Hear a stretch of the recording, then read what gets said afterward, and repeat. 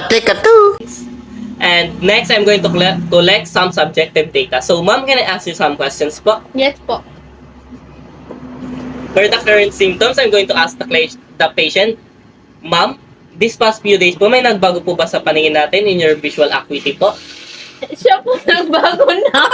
Siya po nagbago na. B, tama na, B! Gusto ko na matapos din ko. Ginawa ko naman po yung lahat, pero bakit nagbago siya? Nurse, X-ray! Saan yung syringe? So next, we come now to the gross hearing acuity test. I'm going to assess the client's response to normal voice tones. If the client has difficulty hearing the normal voice, proceed with the following test. So ma'am, can you hear me? Yes po. Okay, so she can hear me, so it's normal. Ano next? It's a client. Assuming that the client cannot hear, so we're going to So ma'am, can you hear me? Yes po. So the client can hear me, so it's normal. So if the client can hear me, so let's ask, ma'am, can you hear me? Alam ko na alam mong libre maging tanga, pero ang masama doon balak mong marawararin ka.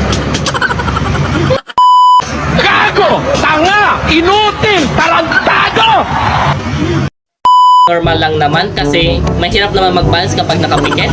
So next I'm going to document findings of the client's record using the printed or supplemented by narrative notes when appropriate, and I'm going to do the aftercare of the equipment, remove the gloves, and perform hand hygiene, and that's all.